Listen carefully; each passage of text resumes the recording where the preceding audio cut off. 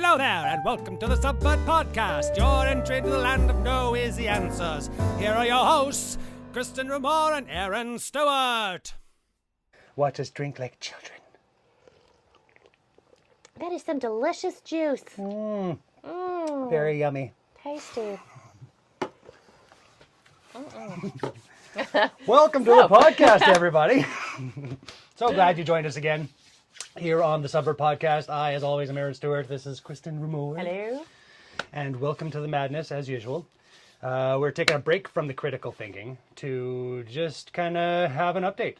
It's been a few episodes in, and we wanted to just talk about our lives and why people must be so much like people. Yes. Yeah. It's Right? difficult. How to navigate people being people-y.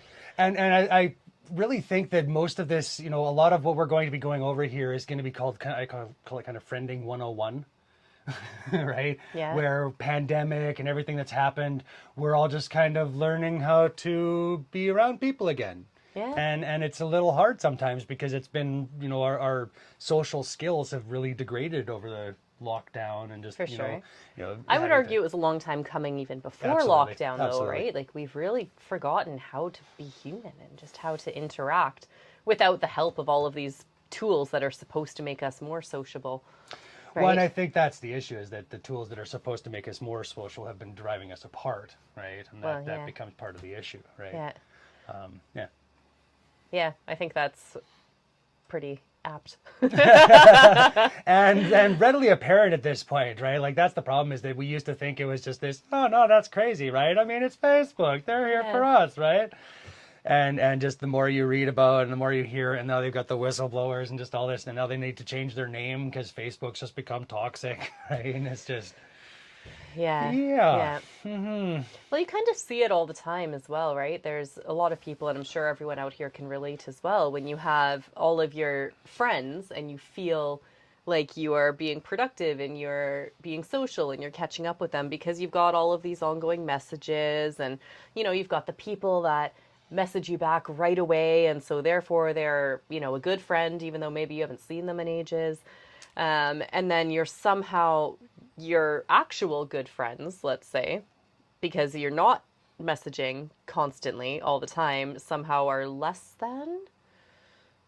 I don't know. This might just be from my personal experience. I'm really bad with actually, as Aaron knows all the time, you send me a message and you're lucky if I get back to you that day. Well, I'm used to, like, I grew up with a landline, right? Yeah. So I'm used to, you pick up a phone, and back in the day, if they weren't around, like, if nobody answered, it meant nobody was there. Yeah. Not that they were screening calls or they were, right? Like, now it's the, when I call people and they don't answer and I'm going, you just texted me. How like, you texted me, literally hit send and then went boop and walked into the other room. I just, like... Yeah, that's actually what I do. And it's very, it's exactly what I very, do. very, but I mean, hey, that happens to me all the time around here too. But then, I'm the first to, as soon as I find the phone, be like, oh, grab and call them back, right? Yeah. So it's one of those where, I constantly am running across people that are just like, don't call me, only text. I'm like, Yeah. What? Actually, most of my friends have now gone that route, Which where is they feel lunacy. very uncomfortable with a phone call. And that is a real failing on our part, as far as I'm concerned, because that's not how we're wired. We're wired for, eye-to-eye communication. Yeah. We're used to seeing the body language, the nuance, the subtle communications that we have built around our whole society. And pretty much all of our societies have their own nuances, have their own, and without those cues, we lose out on a lot of the subtext and the context of what's actually going on and how we're actually trying to communicate with each other. Absolutely. You know? And that's actually what we were just talking about before we started recording today, is we both are having similar kind of problems with misinterpretation. Wait, we have lives outside of here?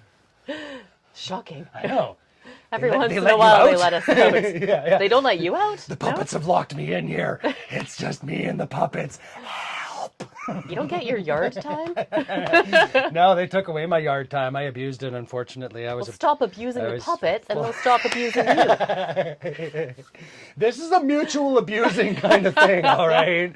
I abuse them, they abuse me. We understand that it's out of love, It's... Yeah, that's it. We abuse each other because we love. That's it. Yeah, I hurt you because I love you. And which is one of those silly things, unfortunate, where the people that we tend to abuse the most are the people that we know how to abuse the best. Yes. Right? There's also a really weird phenomenon, and I've heard this from a lot of people too, where it's because I love you and trust you, I feel comfortable enough to throw this shit on you and hurt you because I love you so much, I know that you can take it. How weird is that? Yeah. You're the strong one. You can take me just throwing this shit at you, right? Yeah. But what? Or you see it in, relationships a lot too, where it's like, someone is, mistreating another person, but it's like, oh no, it's because they're comfortable enough with me to show me that side of them. Right? And you're like, how did we get to this? Yeah.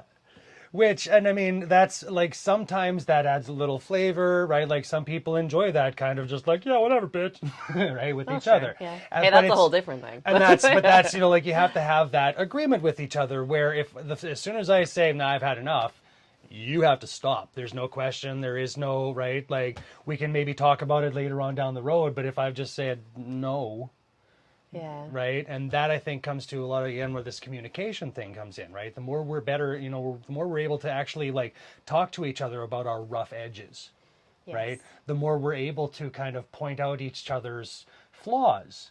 Yes. Not failures, not, it makes you the worst person, makes you the evil, right? Like none of that kind of stuff. We all have these little brain farts on a day-to-day basis where a perfectly normal, smart person. Just to kind of relabel it, it's not pointing out each other's flaws, it's pointing out our humanness, right? And I think that's an issue of where we've gotten is we're so intent on being this image of perfection, of whatever this thing is that you're showing to the outside world. We've all made that more important than our humanness, than ourselves. Yeah. And so we become threatened when someone points out that, hey, yeah, you just had a brain fart, you said something stupid, you did something that every single human being on this planet does all the time, every minute of every day. I'm saying something stupid, I'm thinking something stupid, it's normal, and we become so threatened by it because it threatens this ideal image over here that we've put out into the world. Mm-hmm. And so what happens when you feel threatened? Well, of course, you become defensive, and then you're kind of like that cornered animal, and you want to fight back. And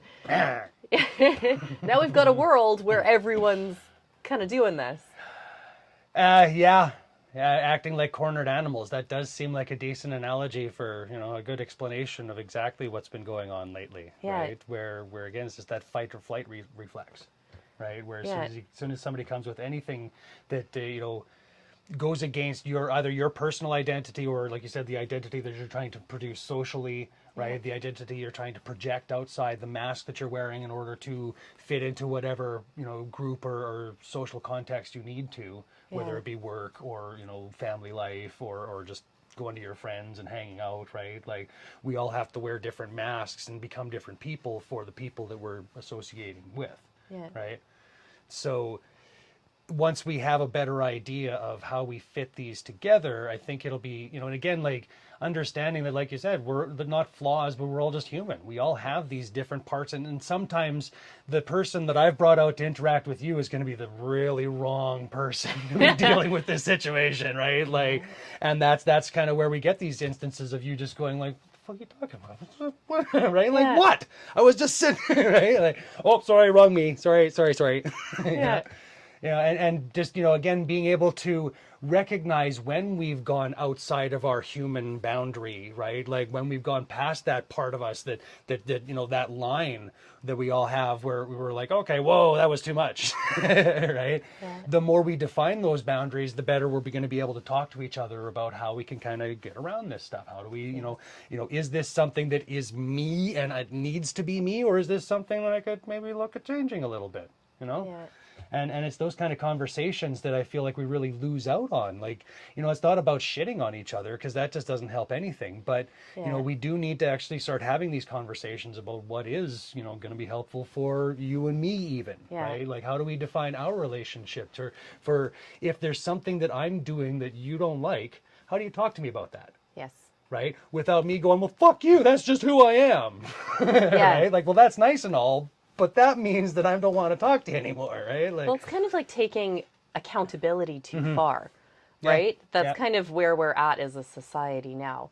You know what I mean? And it's accountability obviously is a great thing. People do need to be held accountable for actions Absolutely. and such.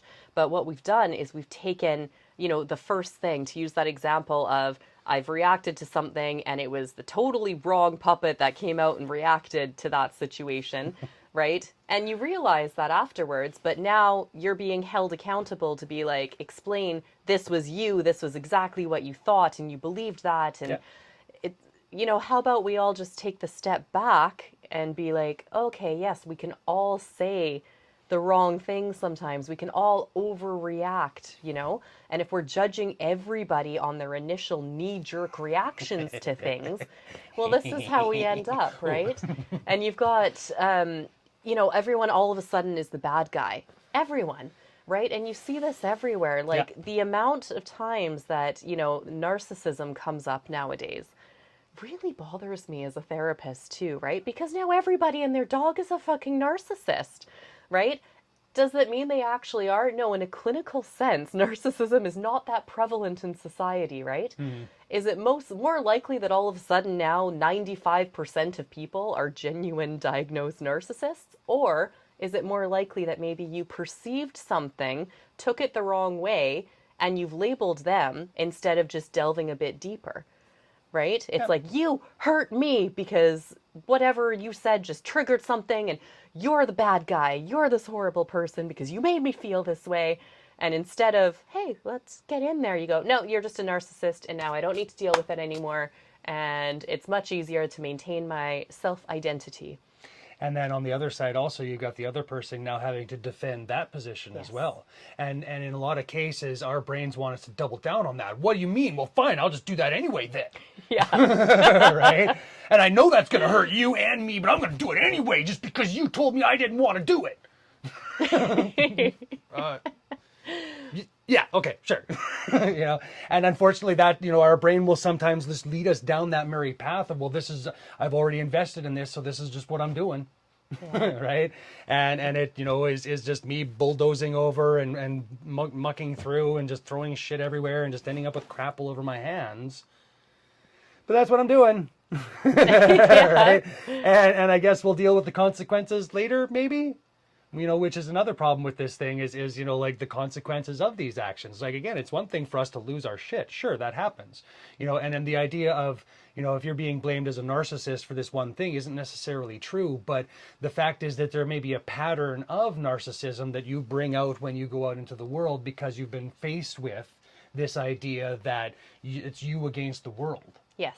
And that, I think, is part of the problem with this whole thing now, is that everybody is just on this, I don't need you, I don't want you, I got to do this by myself, and so I don't give a fuck what the whole world is out to get through. me, and therefore I can just step over every person because they're going to step on me if I don't step on them first. Have to. Yeah, looking out for numero uno, all of that. And that's the only response that you have at that point, unfortunately. You know? Yeah. And that's kind of the issue, is that at this point, like especially now with all of these things going on, what we need is community.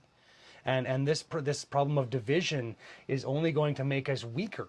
Yeah. And the less able that we're able to communicate, the less able that we're able to work through our problems, the less able we're able to, just communicate on a global basis, because that's where we are now. You can't just start cutting countries out or cutting people out, because that's not going to help us, move forward here, right? Everybody goes back to Darwinism and this survival of the fittest, but that was only one part. And the rest of the book was essentially about how it's this community, this communal organism of these animals, helping these insects, helping those plants, helping this. Yes. It's this interconnectedness of everything that has actually got us to this point. Well, that's it. How do you think evolution happens? Yeah. Evolution happens because of community. Exactly. Right? And you look at even like this, you look underground and the mushrooms now, they're finding that is connecting everything, and they're allowing the trees from here to communicate with trees over there through this mycorrhizal network underneath the ground, and chemicals and stuff that they're communicating with, so that the one side of the forest that's being attacked by beetles can communicate with the other side of the forest how to stop it. Yeah. And it's just the idea that this is going on, and we're just so stupid. We thought we had this shit all figured out.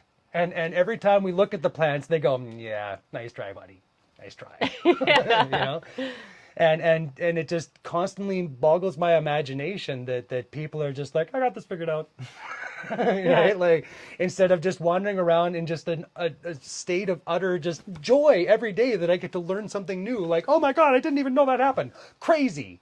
And the idea that we can then share that with each other, that the joy of, embracing each other's humanness, embracing our faults and our failures and our rough edges and our sharp, all of this shit that makes us us, is a celebration thing, not something to be, shitting on each other or shooting each other down. There's no ego involved here. And I think that is another part of the problem that we have here. Is our that egos have gotten the way social out of media has hand. allowed our ego to just be fed without any regard for the consequences of. It's the social media, it's advertising, it's the product of our culture, it's, everyone's supposed to be this rock star, and right, you see people walking around thinking they're the greatest thing of all time, and which is fine. I mean, hey, have all the self-confidence you want. That's great. Yeah. Right?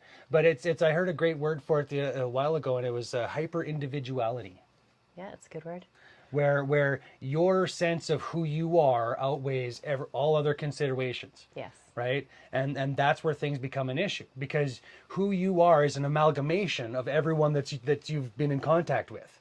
It's not you, right? It's all these little parts of these things that you've pulled and taken from, and so it's a matter of again, just having that malleable sense of self. Yes. That we And talk I was a going lot to about say here. it's an interesting thought. I just popped into my head. When you're trying so hard to maintain this image, right? When you're trying so hard to be, this is who I am, and this is then how I have to act, and I have to stay true to myself, that isn't actually even you. Because if you have to try to maintain, this behavior as you, automatically now isn't you. Bit of an oxymoron in a way, isn't it? Yeah. Right? Because you simply just exist. That's all you do. So anytime you're trying to put on, to maintain, to act a certain way, isn't actually you at all. And that is the product of, like you're saying, everything that you've learned and people you've interacted with and everything else. So if we strip all of that away, you are just an observer, right? That is you somewhere in here. Yep. You just observe, take things in, right? I like to envision it as, like, might sound nuts, but that's cool. I'm going for it anyway. It's like a little dude in here that has a control panel, Yeah. right? And it's just like, it takes in information, feeds it into the little computer, and then, this lever here this controls this behavior, and, right? It's just controlling, I am the puppet, essentially. Yep. You know what I mean? Yeah, that's essentially the neuronal network inside the brain. Yeah. Right, is essentially, right, like it goes into one part and then it feeds it out. It decides from that part where it gets fed out to, and then it's just branching patterns from there. Yeah. And that's all fed from your experiences. Yeah. Right, your genetics in some cases, right, if you're genetically predisposed to certain thought patterns, or there's lots of different things that shape your reaction. Like everybody, if you get your finger pricked, right, everybody has basically the same reaction initially, and then after that the emotions and all the other stuff completely change where that ends, right? I mean, depending on how you got it in the first place. If somebody jabbed your finger, right, your response to the end goal of that thing, like why did they do it, how do I feel about that, is going to be completely different. But our initial reaction is always the same. It goes into our brain goes, ow, that hurt. Yeah. Right? And then, like you said, the little dude goes, all right, and then I'm going to do this, and he's going to go over there, and he's going to start punching. Yeah, that's what we're doing. Yeah, punching. Right? It's like, oh, wait a minute. No, maybe we could try something else. And that's the thing. And so, it's hard once we've got those hardwired pathways that we've decided that's our end goal to change how that goes. Especially if, you've tried it a couple ways, other different times, and it didn't work out. It's easy for your brain to just go, I guess that's just what I'm doing then. I got no better way. Yeah. And that, I think, is where a lot of us are right now, is just like, I got nothing better, right? Like, I don't have the energy, I don't have the wherewithal at this point, I just don't have it in me right now to deal with you right now. So I'm just going to throw my hands up and start punching.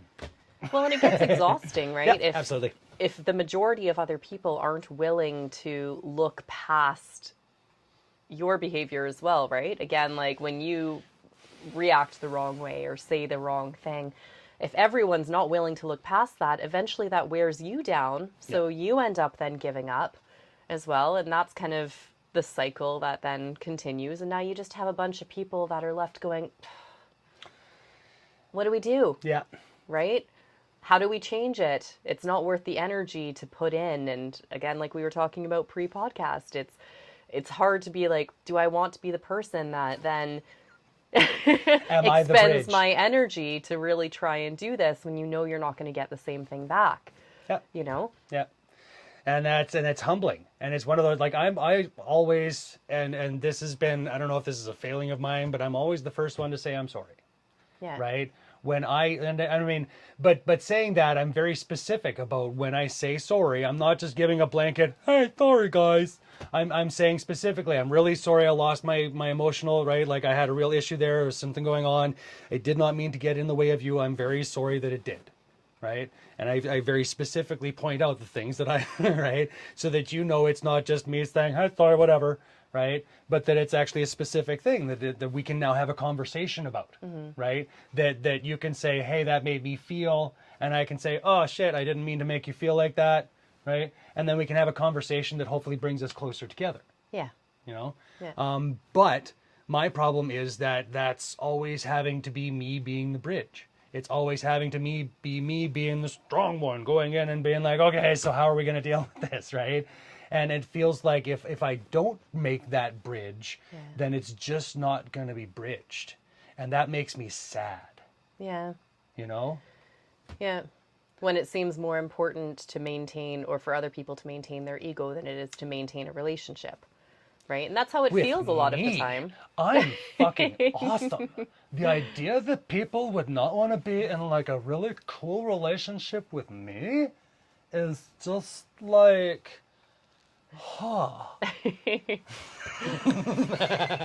But here's something as well, right? Is the yes to all of that. I know. I'm just gonna have another drink of my drink here now. Mystery juice, yes. The other side to that is that while you're saying, you know, I feel like I'm always the one to do it, there's a really good chance that, you know, the people on the other side are thinking the exact same thing. Right? And it just comes down to we've lost the ability to have that communication, right? There's a lot of fear involved with taking that first step. And it's like, kind of to use an analogy, it's like playing tug of war, right? When it's like, okay, two people, you know, we'll break it down into just a simple disagreement or argument between two people, and both people have perceived something out of it that definitely isn't the truth because it's just, you know, an emotional reaction, and they're hanging on to it so tight, and it's like, I'm trying to get this person over to my side. They need to see it. And the other person thinks the same about the complete opposite thing, really. So this doesn't work. You know what I mean? Because we're two separate people and we've, you know, picked something different from the same stimulus, right? So what's more productive is to maybe just give a little bit of slack, right? A little bit. You're not conceding. You're not walking over to their side. They're not walking over to yours, but you're not pulling. You have a little bit of slack, and now you can go, oh, okay. Well, now maybe we can talk about it. So it means both people maybe just giving up a little something, or just, again, that idea, as I've probably said 10,000 times already, is that idea of maybe I am wrong. Maybe there's just the smallest chance. You can say lies as many times as you want. It doesn't mean it's going to make it true. But yeah, instead of just being so hell-bent on maintaining this idea and they have to see it my way, they can't because they're not you. Yeah. Right? And like you were saying with the different pathways and the little man inside controlling which reaction you're having, they can never see things the way you've seen it. Right? No matter how many times you try to explain, no matter how, even if we could actually hook people directly into my head and let them experience that, they would still come away with their own interpretation of what they saw. Yeah. Yeah. So then how do we think we go about doing that? How do you take that first step into creating that slack? Right? It's a tough one because it means letting go of the idea that you're right. And that basically, it comes down to humility in most cases, right? It's just a little bit of humbleness, a little bit of, right, like this just needs to be done, you know? And unfortunately, like I always look at it as sometimes it's a bit of hard work. And that scares a lot of people, right? But I also go, the end result of that hard work is a better understanding, is us knowing each other a little bit better. Yeah. And even if it ends up that means that you don't really like who I am, that's fine. Yeah. You know, because that doesn't mean that you hate me, but there can be parts of me that you don't like. There can be certain bits and things that we're working towards getting better at, or that I don't do around you because I know that you don't like it, and that's fine, right?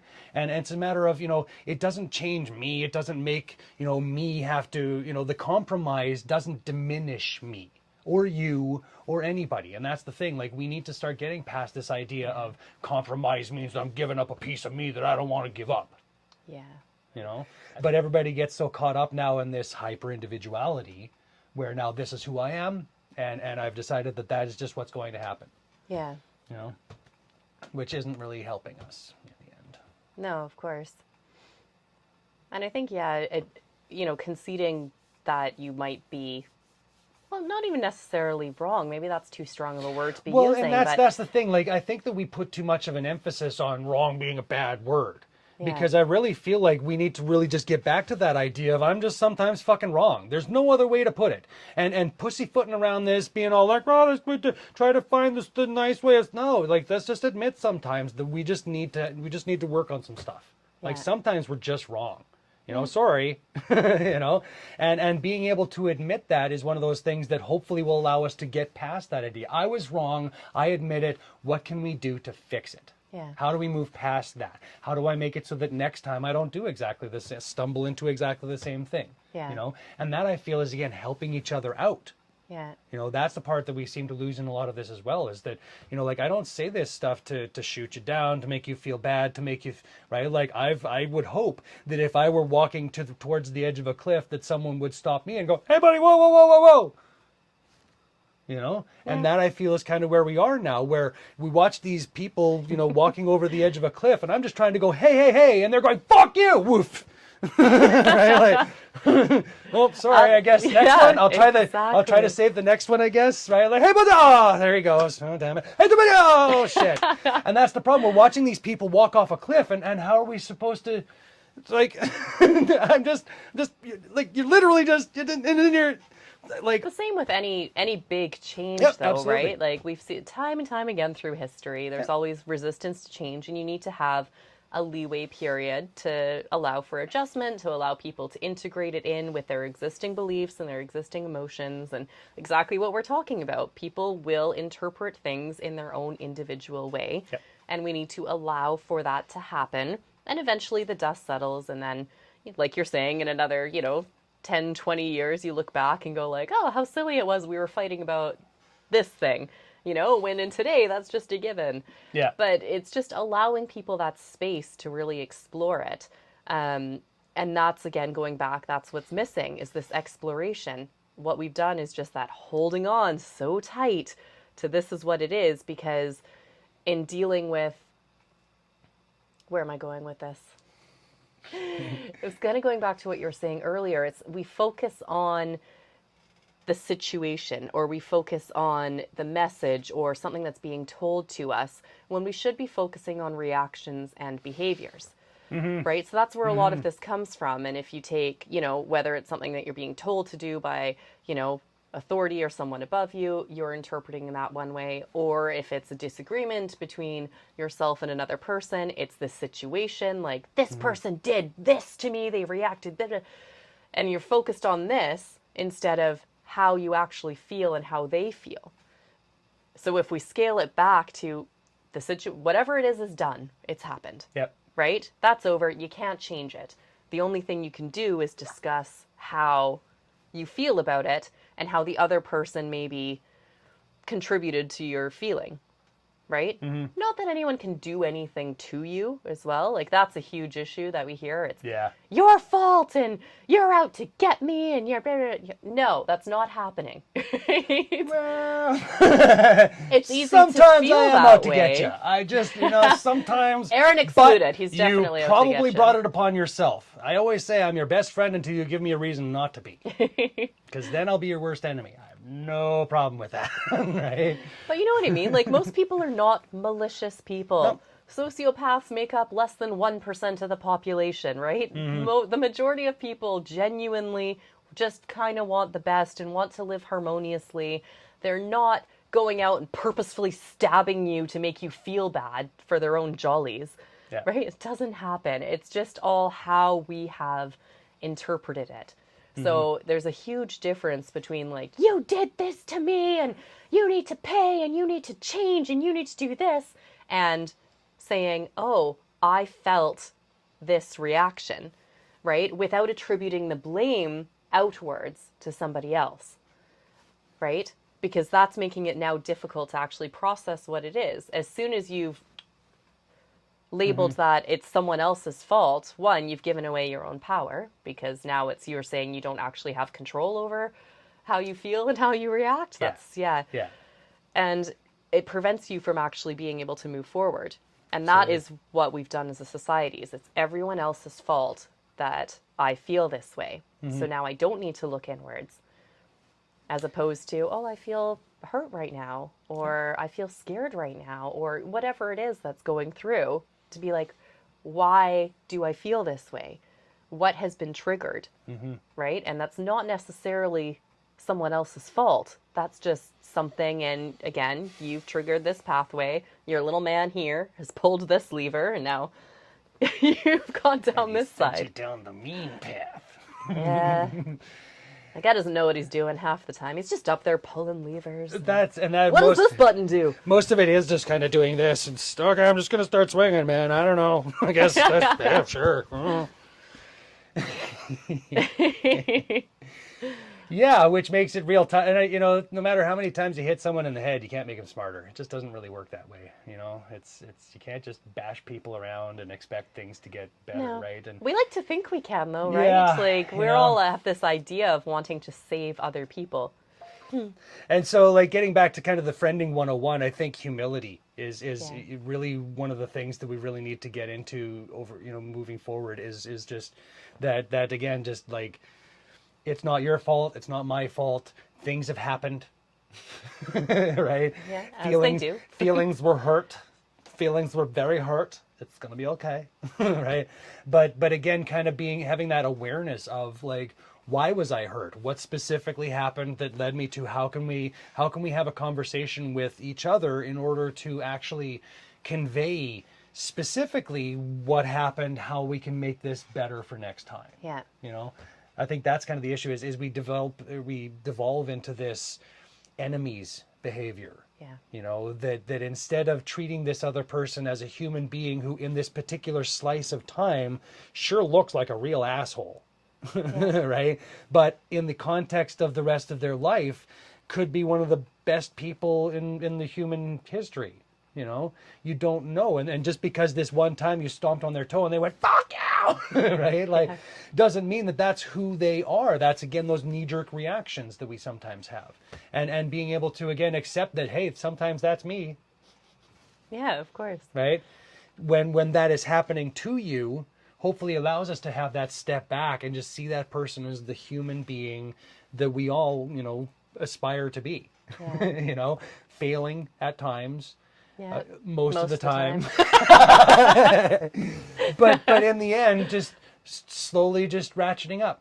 I feel that every person here, in human, just constantly, no matter who you are, there's just you're just getting a little better all the time. Yeah. And that's just so encouraging, and that is cause for celebration for everybody. You are better today than you were yesterday. No matter how hard things are, no matter what's going on through, you're better able to deal with it. You have more tools. You're smarter. Like, we just get better as we go, and if we can help each other out to understand that, this will go a lot easier. Yeah. Yeah. That's a good take-home message, Aaron. was hoping that did sound like a wrap up right there. Really good. Yeah. If we can all just be good to each other, then everybody will get along. Yeah. Be kind to one another. Just like that. Nice and easy. See? Simple. Thank you very much for listening, everybody. Yeah, thanks for joining us as always. And don't forget to hit subscribe so you don't miss any episodes. Follow us on Facebook, Twitter, Instagram, TikTok, whatever else we're on. If anybody else wants to help us throw the rest of them out there, we accept all donations of time and effort, social media postings, share, like, all that stuff. Absolutely. Yeah. And thanks for joining us as we continue down this journey of whatever the fuck it is we're doing over here. That basically sums up humanity, I think, essentially. That actually would be a Who great are we and where are we That's going? actually a great tagline for the show. Here we are talking about whatever the fuck it is we're doing here. Whatever it is, I don't know, but let's try to figure it out. Do you have a roadmap? No? Neither do I. But I have this little piece of the puzzle here, and hopefully your little piece fits with mine, and we can make a pathway that we're all happy constructing slowly, and we thank you for being a part of it. with. Indeed. Thanks for joining us, everybody. We'll see you next time.